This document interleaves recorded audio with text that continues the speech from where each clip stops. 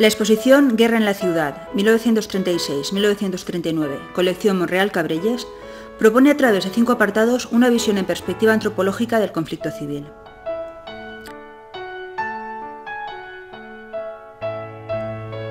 Guerra Total quiere mostrar la difuminación entre los espacios civil y militar, fruto de la aparición de nuevas tecnologías bélicas.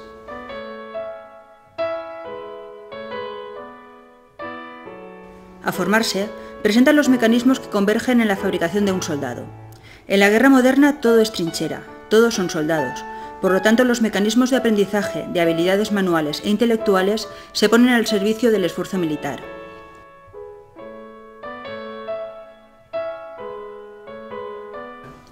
Y en la retaguardia está dedicado al impacto que la situación bélica tiene en la vida cotidiana. Elementos como la carestía de bienes de primera necesidad, el ocio, la militarización y politización de la infancia, la revolución social o el cambio de imagen de las personas nos hablan de una transformación social profunda. Un nuevo imaginario reflexiona sobre el papel de la imagen en la creación de un imaginario colectivo a través de una selección de figuras emblemáticas del conflicto civil. Mitos geográficos como la contraposición Madrid-Valencia o Guernica, mitos históricos o la fabricación de un origen histórico justificativo, y mitos humanos como el miliciano, la nueva y vieja imagen de la mujer o el enemigo.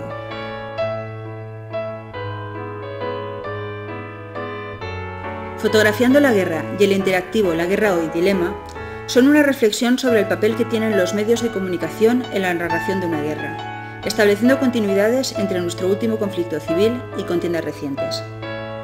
Quiere reflejar cómo ha cambiado la forma de narrar la guerra, lo que supone el paso del corresponsal tradicional a los medios tecnológicos actuales, que agravan la responsabilidad individual ante el hecho de mostrar el dolor ajeno.